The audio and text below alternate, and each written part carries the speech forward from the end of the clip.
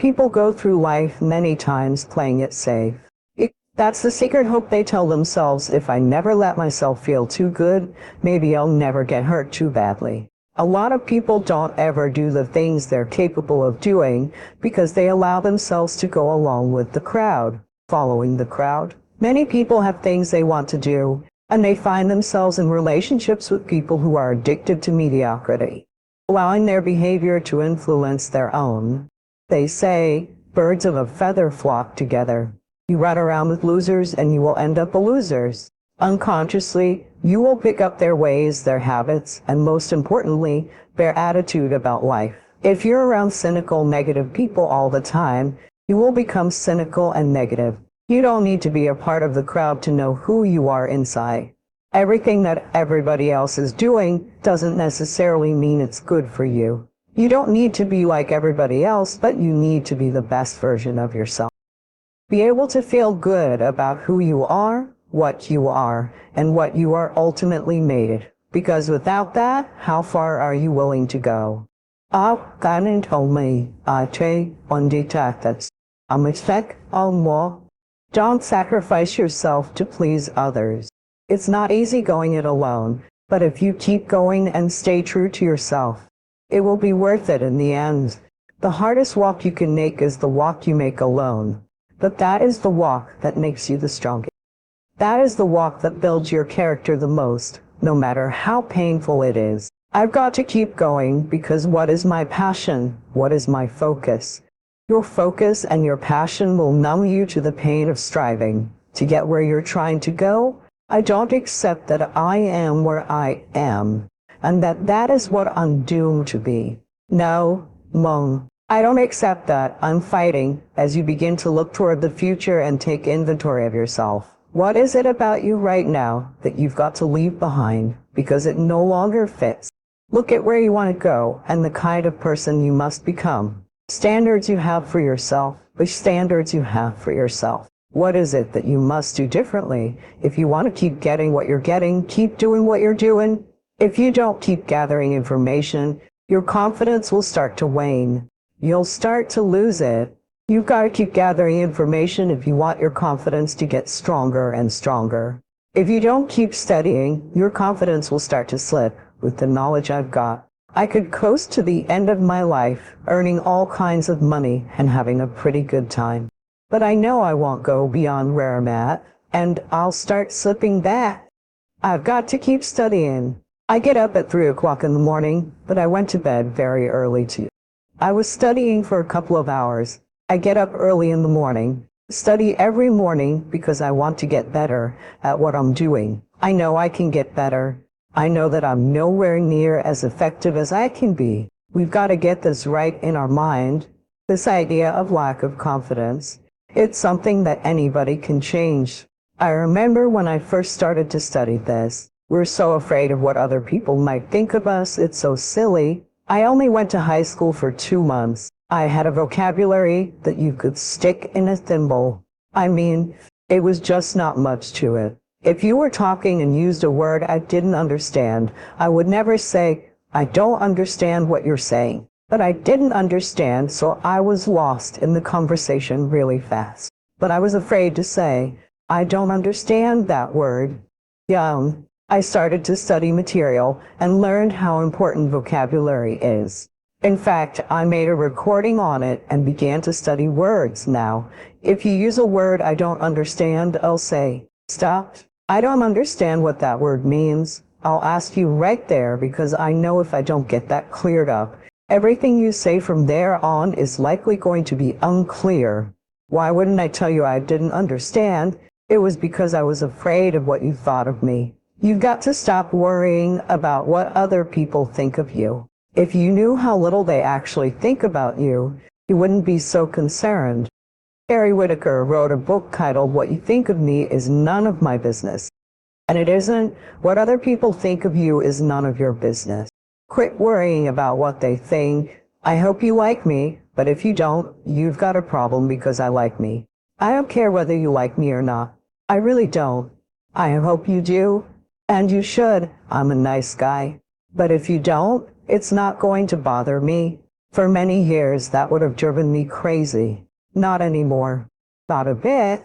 This confidence concept is pretty big, and the more you study the material we're giving you, the more confident you're going to become. So the first thing that incredibly successful people do is what they hate. They are fully prepared to do what they hate to get to where they want to be. People who fail will give up their dream before they do what they hate to do. People who are very successful never, ever wait for motivation. They do it because when you do it, you become motivated. A great writer once said, "I'll just wait until I'm really motivated to start writing this book." No. They get up at 4 in the morning, even if they don't want to, and start writing. Then, of course, they become motivated. So you wake up in the morning and you're not going to go, "Yay, it's 5 a.m. I'm putting on my running shoes and going for a walk up Laurel Canyon." Of course, you're not going to do that. You're going to wake up and think, "I really hate working out," but successful people do what they hate to get to where they want to be. The wonderful thing is that when you do what you hate first enough times, it starts to become natural. Like, I've got to do my taxes, I'll do that first then. I've got to confront someone, I'll do it first. And so I still wake up and think, oh, I don't really want to do that.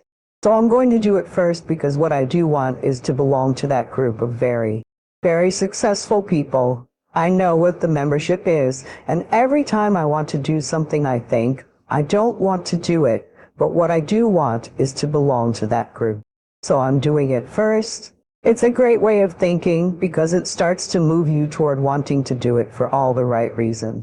Many years ago, I met someone who wanted to be a rock star. That was his ambition. He particularly wanted to be a drummer. He was a very young married man with 2 children to support. He was going for a lot of auditions. And of course, all the auditions took place during the day. Every time he had a job, they wouldn't let him take time off. So he decided he would have to work nights in order to audition during the day. The only job he could get was one he hated, a taxi driver. He hated it, but didn't. He just wasn't making enough money.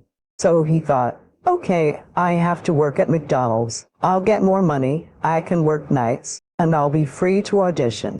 About a month before he had applied to work at McDonald's, he had an audition to be a drummer in a band he didn't even know. The day he was due to start working at McDonald's, which he absolutely hated, he got a call saying, "You know that band you auditioned for? It's actually Simple Minds. And now you're the drummer for Simple Minds." So he never worked at McDonald's or drove a cab again for the rest of his life. When you tell people that story, they'd all say, I would never work at McDonald's. Oh my God, I'd never degrade myself by driving a cab around London. But don't you think you're missing the point? His ability to do what he hated is what made him a rock star. He had to have his days free to rehearse and audition. But if he had your mindset, "I'd never do that," he would never be a multi-millionaire rock star. It was because he was fully prepared to do what he hated, to swallow his pride, and to keep his vision in mind. I want to be a rock star. I must be free for auditions. How can I do that? Well, he worked as a cab driver and in a fast food restaurant, which he hated, but he did it because it was going to take him to his goal. And it did. But the people who laughed at him and said, "I wouldn't do that," none of them are rock stars. You have to ask for what you want, and don't settle for what's available or what you think you can get. The hardest part about change is not making the same choice as you did the day before. The moment you decide to make a different choice, get ready because it's going to feel uncomfortable. It's going to feel unfamiliar, and there's going to be some uncertainty. You don't have to be broke. You don't have to struggle. You don't have to be sad and sorry. You don't have to take care of everybody just because you've always done it. Be willing to do a new thing in a new way. Sometimes you're going to have to piss people off in the process because people will hold you to your limitations. They will hold you to what they believe to be true about you. Do not believe that because it happened, it won't happen. Renew and recharge your vision, and do not be tricked into thinking that because it's always happened, it has to continue to happen. Do not accept the unacceptable.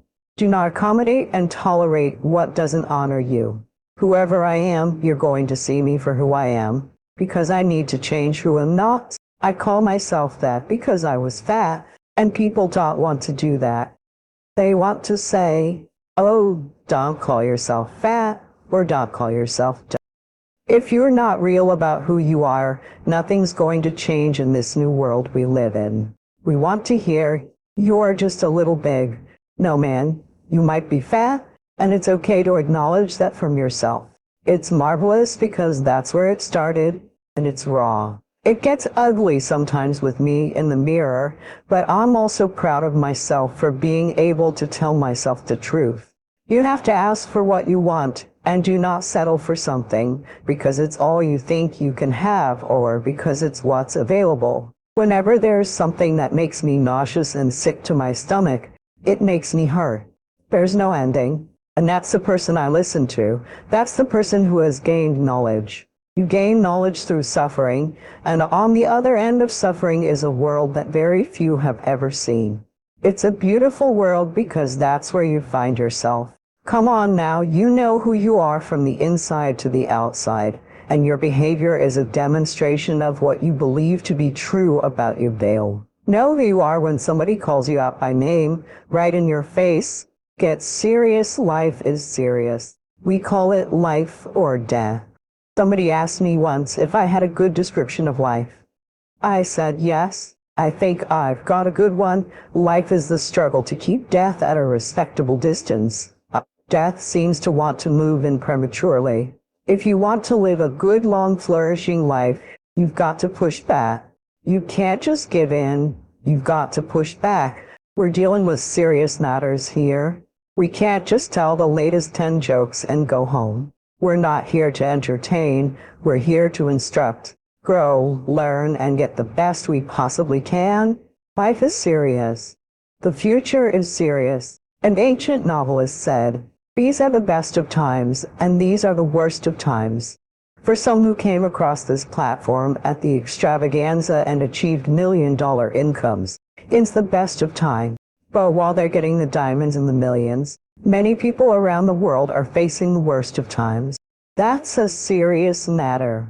How come there's such a difference between those who reach incredible heights and those who haven't yet found the answers for their life, health, and future?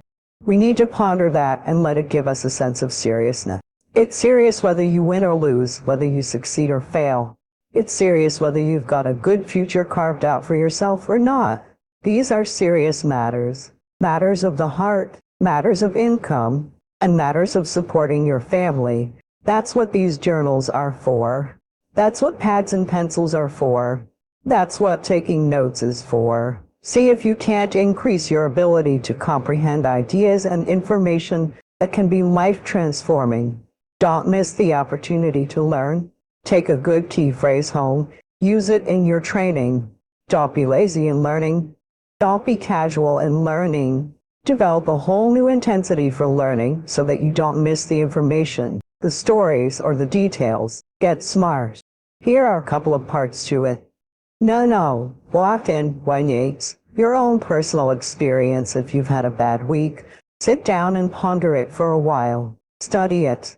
See if you can pick up some ideas from a poor week and then make the next week better. Learn from your own experiences.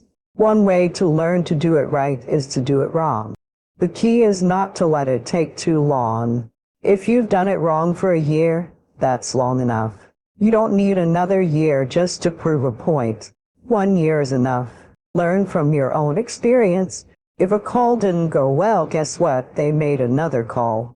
What else could we do to make it better? How could we possibly improve? This is called a possibility for life change. It starts with education. Don't be lazy in learning. Don't be lazy in picking up ideas. Don't be lazy in learning from your own experience. That's why you've heard from some people who have shared their testimonials and giving you their ideas on taking this product to the marketplace and making it work for you. We've devoted most of our time to that, and well, we shouldn't.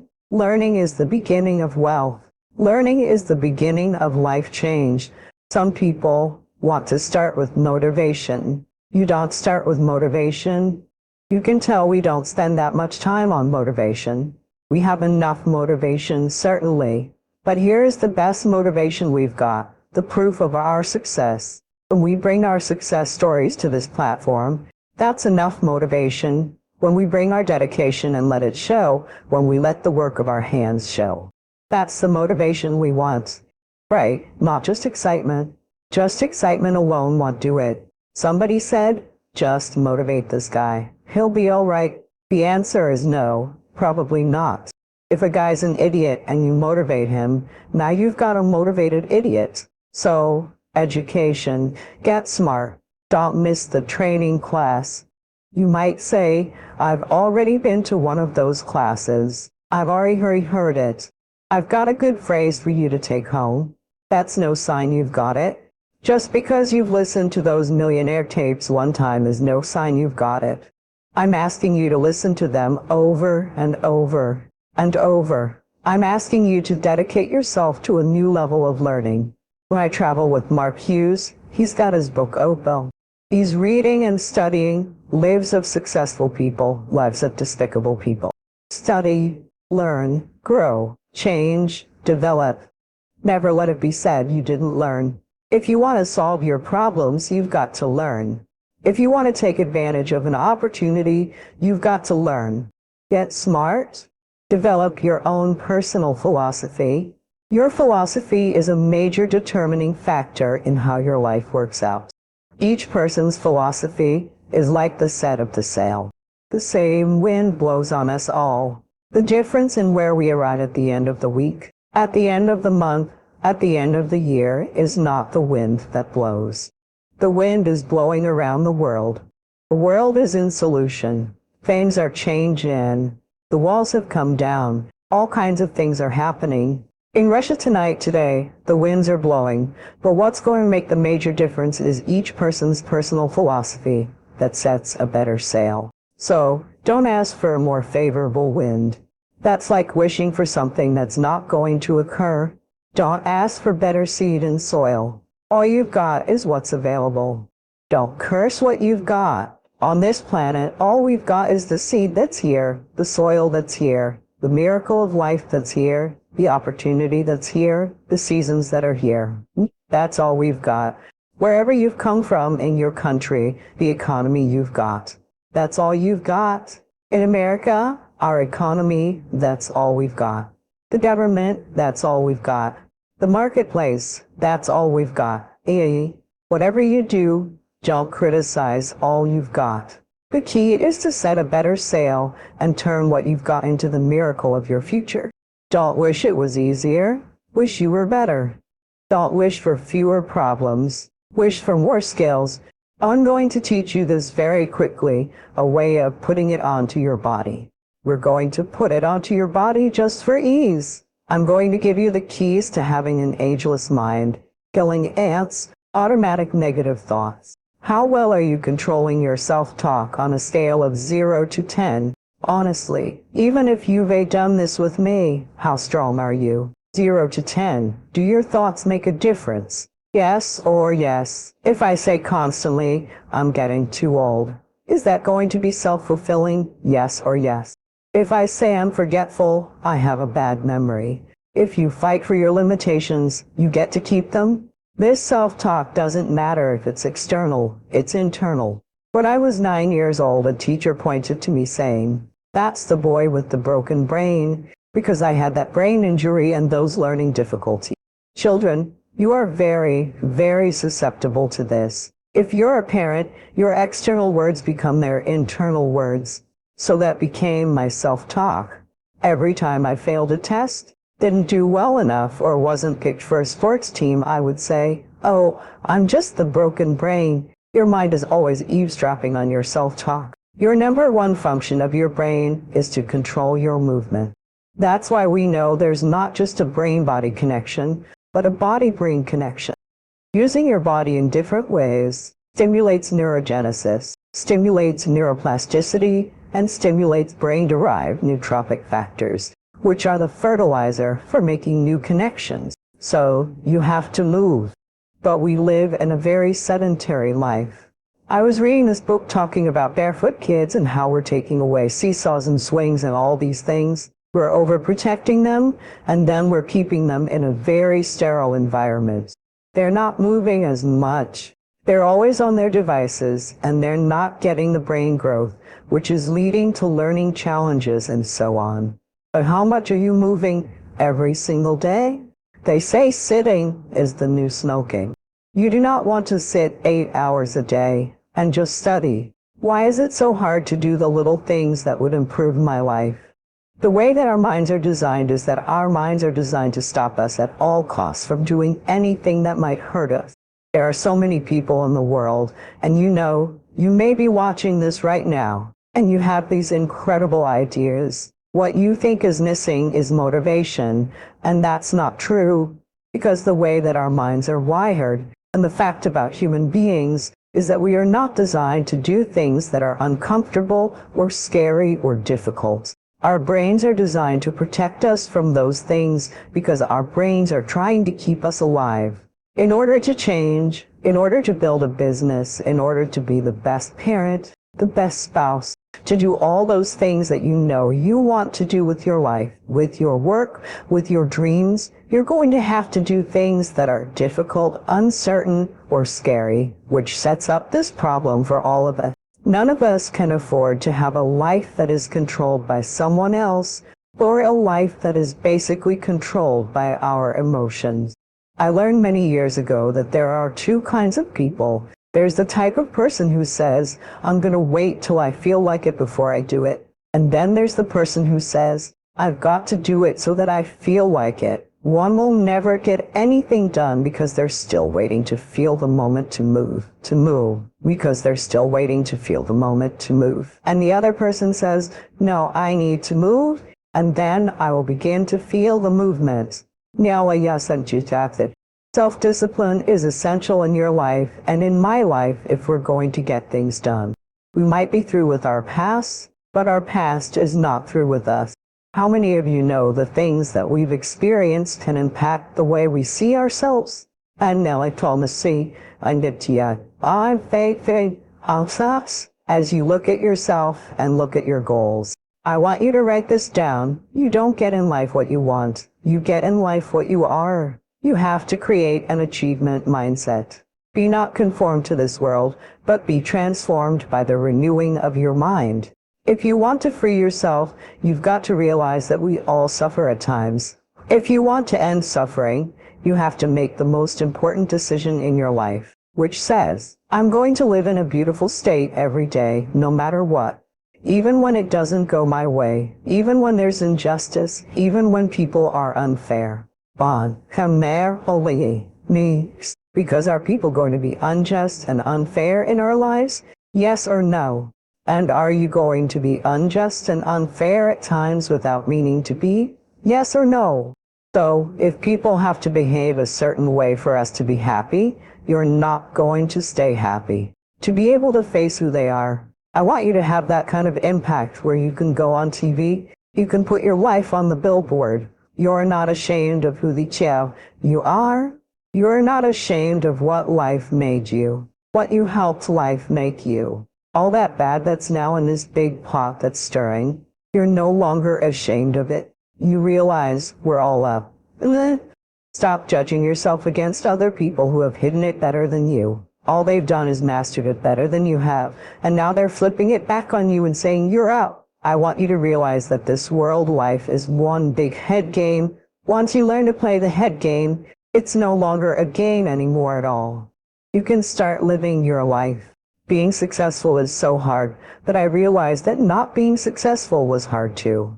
The difference between not being successful and trying to get successful is hard. If you're trying to get successful, then it's hard. At least there's some payoff if you hang in there. That's the payoff. When you're not successful, it's hard. It's hard not having money. It's hard never knowing how to come up with your mortgage, your bond, your rent. It's hard not knowing how you're going to feed your children, how you're going to pay your bills. It's hard, ain't it?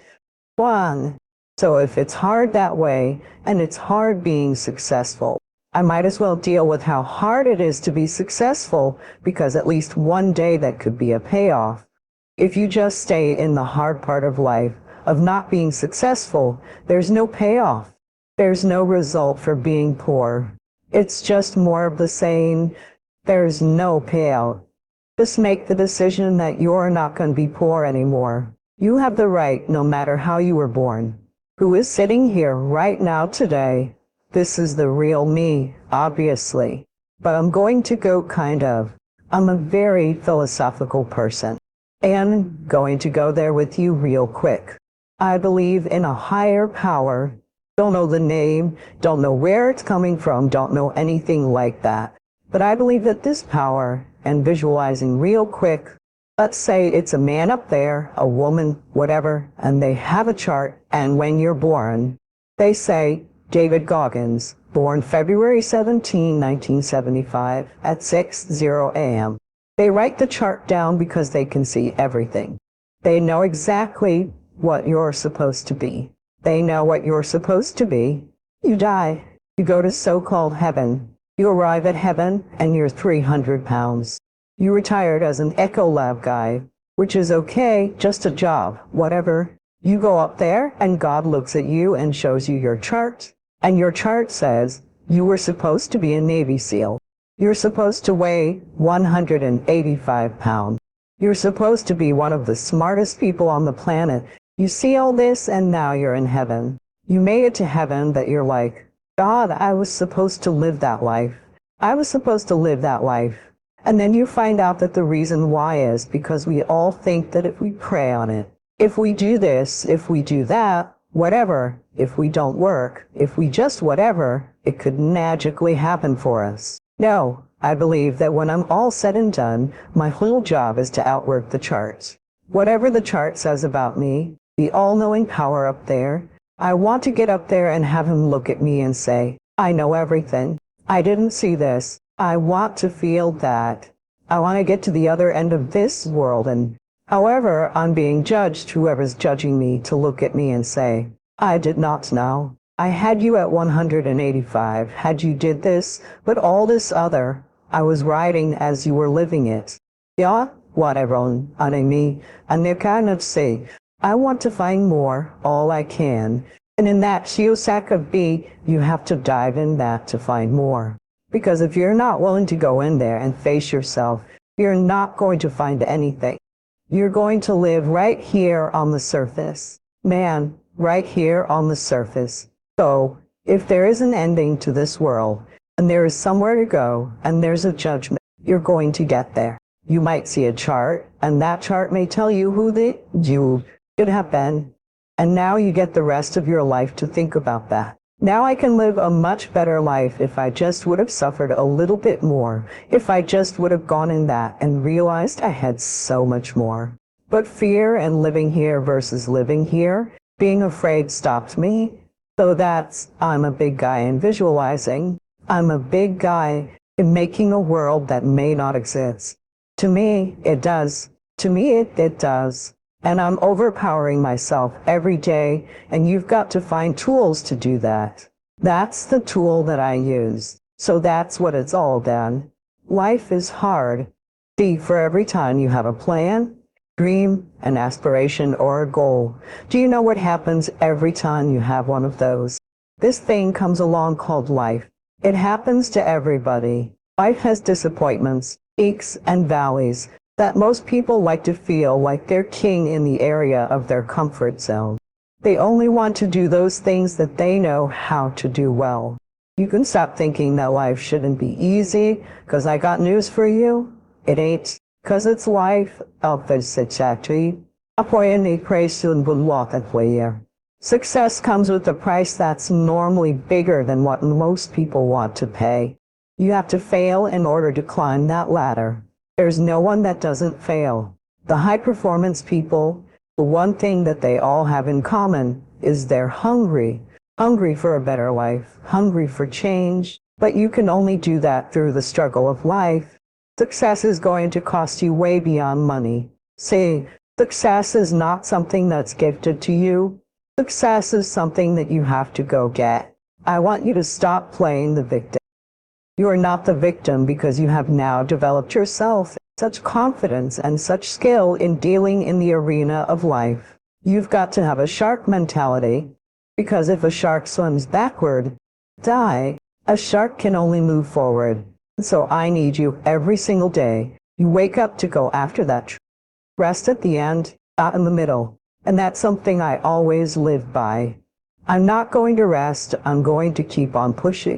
Now, a lot of answers that I don't have, even questions that I don't have, but I'm just going to keep going. I'm just going to keep going. And I'll figure these things out as I go. If you want to begin to make your stuff happen for you, I think that it's very important that you start trusting yourself. Listen to yourself. Listen to that still small voice within you. Don't try and make everything logical. You have the power to do more than you can ever begin to imagine. To control your destiny, to make a difference on the planet, to make an impact. When you're going through some stuff, when things go wrong, don't go with them. It's going to happen to you. It's not personal. It's going to happen to everybody. It does. It's called life. Behind every moment of adversity in your life, there's a blessing and a lesson. Your life doesn't end up an accident. Your life is a series of actions that you initiate or don't initiate, and your thoughts are going to control that roadmap. All of you have the potential for enormous success. There's a price that comes with that. First and foremost, knowing who you are, being able to answer this question, who am I and what do I want? But I've got a saying, if life knocks you down, try and land on your back. Because if you can look up, you can get up, you can get. Pain always leaves a gift. Always. Maybe it was time for you to move on. Don't worry about the people that God has removed from your life. When a door gets shut, all you've got to do is walk up the hall. The first one has to be a mindset shift. Specifically, a very specific one that everyone's struggling with. What? Who's really giving yourself permission to have the ambitions you have? Most people are half-hearted, half-interested, half-engaged in their actual dream and actual ambition.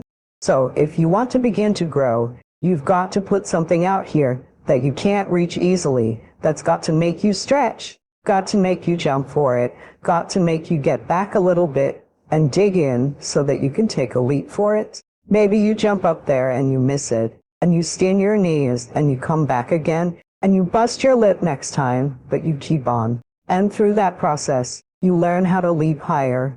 You start challenging yourself to dig deeper, and then you discover some things about you that you don't know right now. Some talents that you have in you that you didn't know you could do. And I'm saying to you, give yourself a chance. You have to learn to own your ambition. Speak of the ambition, chase the ambition, drive the ambition, and lead the ambition. It is a full allowance of the ambition and an active generation of that ambition. Nai, one mig, anke, to live your life as a work of art that's in progress. Your life becomes a masterpiece that is unfolding in every moment of your life. Instead of looking at it in terms of how much can I get or how far can I go, begin to see that, all right, yes, I'm capable of lots and lots of wonderful things, and I have accumulated a lot of things, and I've achieved at a very high level, and I'm performing very well, and I'm performing very well. But I want to take a different perspective on what my life is, and I want to begin to see my life as this fabulous work of art that I can shape and shade and mold into whatever it is that I think would be the absolute ideal for my contribution while I'm here on this planet for the actual unfolding of my humanity. If you stop working on yourself, your mind will grow weaker. You must make a commitment that nothing is more important than your self-development, because a stronger you is a better you, and the better you is better for everyone around you. Never stop working on yourself. It is a daily process, a journey, not a destination. Everyone has a purpose, and that purpose is simply to be happy. It's what everyone is chasing. Self-development is something we haven't jumped into enough. We must take spirituality for self-development. And we think spiritual awareness is self-development. Spiritual awareness is spiritual awareness, and it's understanding the divine and the higher power. And God, whatever you call it, and having some place to release to. That's not self-development. Self-development is doing that back on work. I just talked about exposing the lies that are in your head that are running you, the chatter, the negative Nancy in your head, managing it and exposing it. That's our work, and no one shows us how to do that work. If you can own your brilliance while owning your imperfections, if you can own your giant while owning your smallness, if you can live in duality, constant duality, the freedom will be earth-shaking. If you can live in that, see, either you don't want to be as great as you really are, and you're trying to dim your light so that others won't feel insecure about themselves in your presence.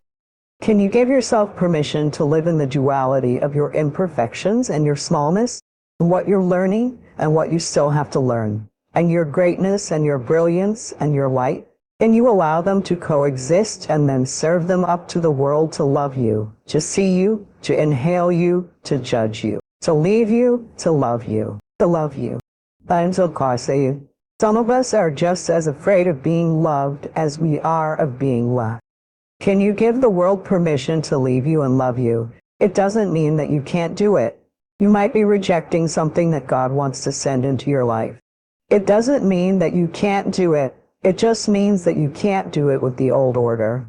You can't have a new blessing in an old order. Every so often, as you get new blessings, new opportunities, new doors, new positions, new children, new life, new marriage, new house, new whatever it is, you have to refocus. Now you've got more weight. Now you've got more responsibility. Now you've got more demands. You have to refocus, restructure, reorganize. Are you organized for what you prayed for? None. One away.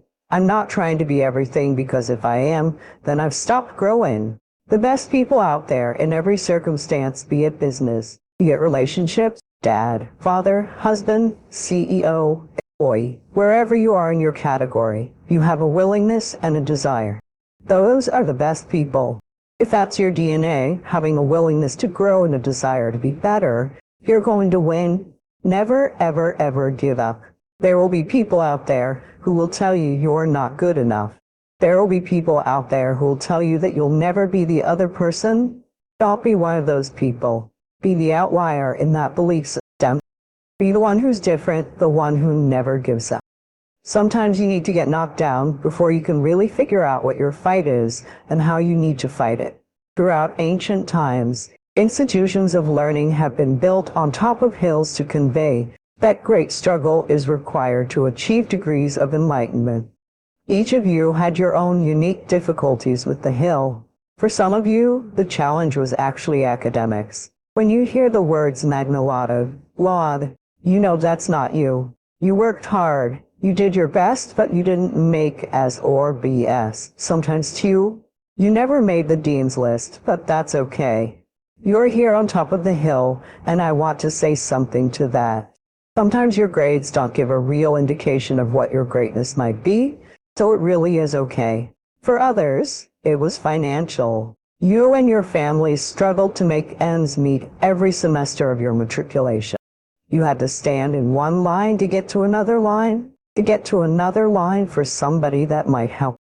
You had to work an extra job or two, but you're here. For a lot of you, not all, but a lot of you, your hardest struggle was social. Some of you never fit in. You were never as cool and as popular as you wanted to be, and it bothers you. So your social struggles here became psychological. Even though you made it up the hill, you carry the baggage of rejection with you, but you're here. Or some of you went through something traumatic. You made it to the top of the hill, but not without scars and bruises.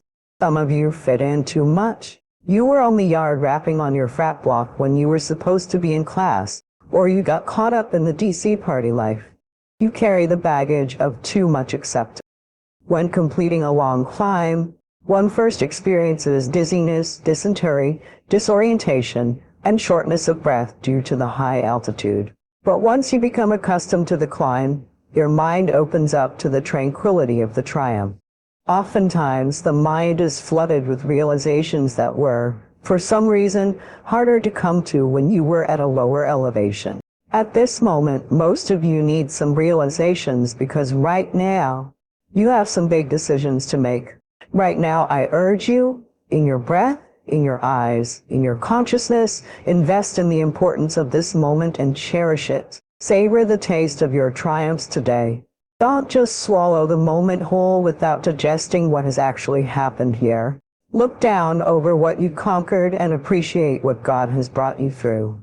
People want to know how to stop the laziness, and they want to know how to stop the procrastination. They have some idea in their head, some kind of a vision of what they want to do, but they don't know where to start. In order to start it, they don't know where to start.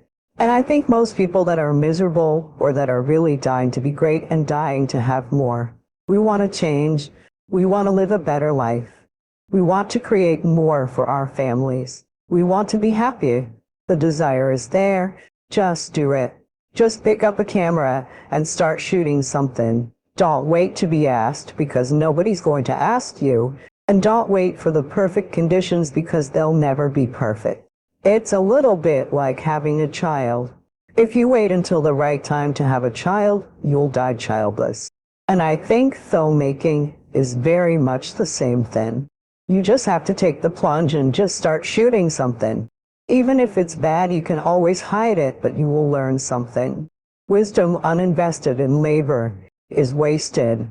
Attitude, even the highest of attitude, which is faith uninvested is wasted, produces nothing. So the name of the game is not faith.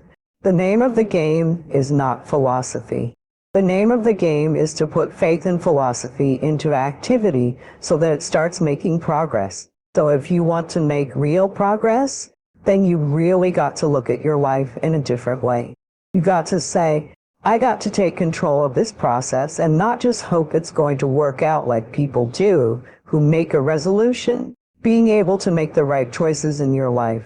Being able to go down the right path and not the wrong path.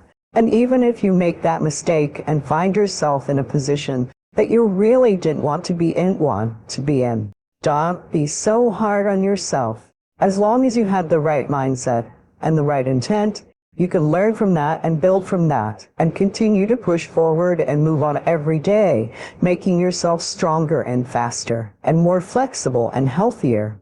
Reggie Jackson struck out 2,600 times in his career, the most in the history of baseball, but you don't hear about the strikeouts. People remember the home runs. Fall forward. Thomas Edison conducted 1,000 failed experiments.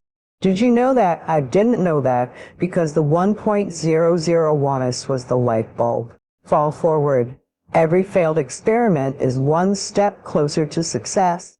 You've got to take risks, and I ain't sure you've probably heard that before, but I want to talk to you about why that's so important. You will fail at some point in your life. Accept it. You will lose. You will embarrass yourself. You will suck at something. There's no doubt about it. And I know that's probably not a traditional message for a graduation ceremony. Hey, I'm telling you, embrace it, because it's inevitable. And I should know, in the acting business, you fail all the time. Early on in my career, I auditioned for a part in a Broadway musical. Perfect role for me, I thought, except for the fact that I can't sing. I didn't get the job. But here's the thing, I didn't quit. I didn't fall back. I walked out of there to prepare for the next audition, and the next audition, and the next audition.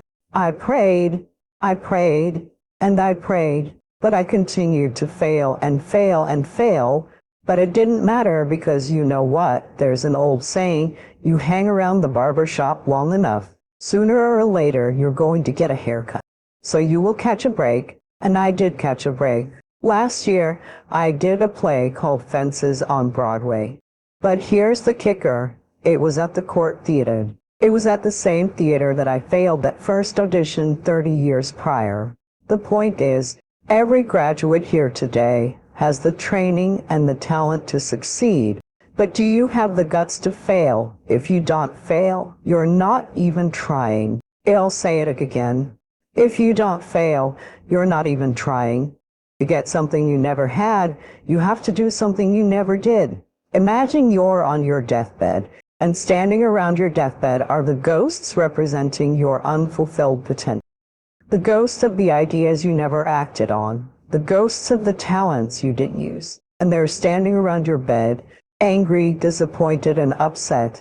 They say, "We came to you because you could have brought us to life," they say, "and now we have to go to the grave together. So I ask you today, how many ghosts are going to be around your bed when your time comes?" Unling Price. Nothing, absolutely nothing is impossible. You can begin again. You can believe God again. You can trust again.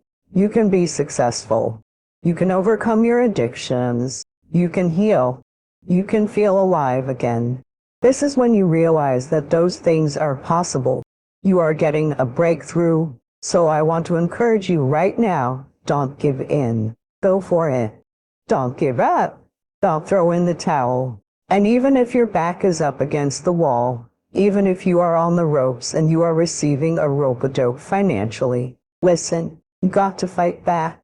You don't get in life what you want, you get what you fight for. And when you decide that my future, my health, my marriage, my freedom, my happiness, my joy, my peace, my children is worth fighting for, you are securing your breakthrough. A wise person once told me dreams don't work unless you do. We're trying so hard in our lives to fit in. We try to fit into certain groups, certain threads, certain sororities, among certain friends. Yet the people we idolize most are the ones that stand out. But when you're prepared, there is no fear. There is no fear of failure, because even if you may walked out of something and you feel like you failed at it, your preparation is so strong that you're going to take that failure and turn it into the outcome you desire. Most people stop at failure. Okay, we've all failed at things. I'm going to continue to fail at stuff, right? It's the most powerful tool you can use, but it all depends on how you use it. What would your future be like if you decided to want that which you desire so strongly that it prepares you past your fears? Experience the fear, as the one book says. Feel the fear and do it anyway. Life is 10% what happens to you. It's 90% what you do about it. No matter who you are, no matter where you are in life, you can take the lid off your jar.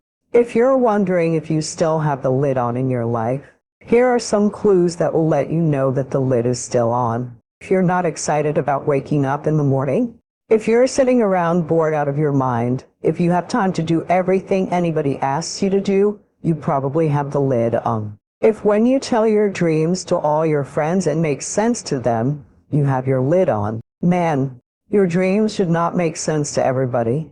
You have to say something to make people go. How are you going to do that? That's when you have the lid off. If I were you, I'd do that. I'd take the lid off. Makes sense to me. They're always getting ready to get set to get going. What we've got to do is boom, just like that, move into action. Every time you remember your dream, you're removing some dirt, you're digging it back out. The true mark of a champion is even though some dirt gets thrown on your dream, instead of letting it get buried, you keep shaking it off. You keep moving forward. You keep looking for a new opportunity.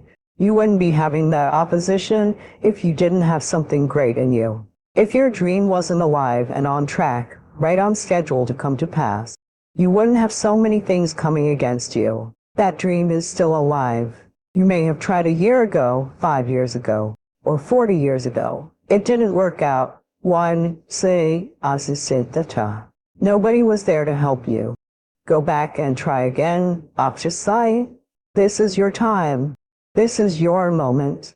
Your destiny is calling out to you. Can I tell you, your dream is not dead. It's just not in season. Your time is coming. Promotion is coming. Good breaks are coming. Promises you've been standing on. Dreams you've been praying up. Lack is not your destiny. Constantly struggling, barely getting by, is not the end of your story. These light afflictions are for a moment. The adversity is temporary. The glory is eternal. Lord, I believe this is my year to get healthy and whole. This is my year to meet the people of my dreams. This is my year to go further in my career, to step into a new level of my destiny. This is my year to accomplish dreams, to break free from this depression. This is my year to meet the right people. This is my year to get healthy and whole. This is your year to see double. This is your year for vindication, for restoration, for new beginnings. Now get your mind going in the right direction. Here's the secret. The people that do the most with their lives, the people that seem the most self-assured, the ones that seem to embody confidence, the ones that seem to define confidence, they're the ones that had to face down the most fear. They simply didn't linger in it. Don't hate your competitors. Respect your competitors. Learn from them. I had a very important person in my life come to me and say, "Who's your hero?" And I said, "I don't know. I gotta think about that. Give me a couple of weeks." I thought about it. "You know who it is?" I said. "It's me in 10 years. So I turned 25. 10 years later, that same person comes to me and says, "So are you my hero?" And I was like, not even close. She said, "Why?" I said, "Because my hero is me at 35. So you see, every day, every week, every month, and every year in my life, my hero's always 10 years away. I'm never going to be a hero. I'm not going to obtain that. I know him now. That's just fine with me, because that keeps me with somebody to keep on chasing." That's the thing. Success and failure are generally slow processes, either slowly building things up or gradually tearing them down. That's why I say you've got to pay attention. You have to watch. You have to watch every single second. Choose love and don't ever let fear turn you against your playful heart. I believe in manifestation. I believe in putting a rocket of desire out into the universe. And you get it when you believe it. You get it when you believe you have it. And that's the key. So we want to get really sensitized, acutely sensitized, sensory acuity to whether what we're doing is working or not. By the way, sensory acuity is really the measure of a person's intelligence. What I mean by that is, how do we measure intelligence? Intelligence is a measure of the number and quality of distinctions you have in a given situation. You can handle this. You just haven't figured it out yet. It's all right. This is your training period. This is the tuition you have to pay for what you don't know. You can do this. Other people have done it. It doesn't take an Einstein. Get you some people that can teach you some stuff that you don't know. Get you some people that have done it successfully and learn from them. Take some seminars, workshops, read some books on how to manage a business. Change the way you see yourself and begin to tend to the personal details. Understand that nobody's going to take care of your business better than you. You will notice the most successful people in any field. They are usually the ones who have failed more than anybody else. You see, the difference between a successful person and everyone else is not a lack of strength. It's not a lack of knowledge. It's a lack of will. You must experience what this life is totally. Isn't it? Before you go, you must experience this. If you do experience that, then such questions will never arise in your mind, because that's not the way existing things are. It's up to you.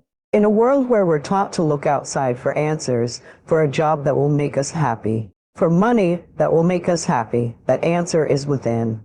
We already have it. We already have the answer, but will we unleash it? Will we give it? Will we own it? Will we truly reinvent ourselves to become the people that we're capable of becoming?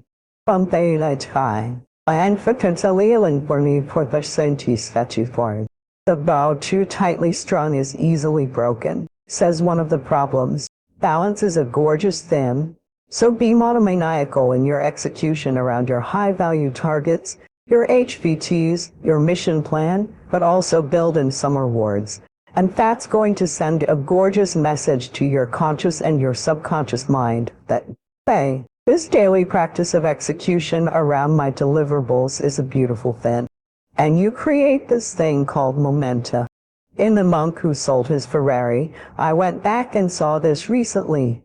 I think there's a whole chapter on momentum. You become like this. I love skiing. You start off small, but as you go down the slope, you pick up momentum. A lot of people say, "Robin, where do I start? I want to start a new business. I want to become a better artist. I want to find the love of my life. I want to be a world-class creative. I want to multiply my financial life. Where do I start? You just start. You just start. You just start. There's great power in the start. And when you start, life starts supporting you. God wants us all to be courageous because He knows well face times in life situations and circumstances that take more than just desire. It takes courage. Many people operate on the basis of fear, on the basis of what other people think. We as believers should operate on the basis of courage. Courage to say no when we ought to say no. Courage to say yes when we should say yes. So what kind of courage do you have? Is yours sort of floating, depending on the situation? Or do you know the difference between right and wrong for your life? And you've made up your mind.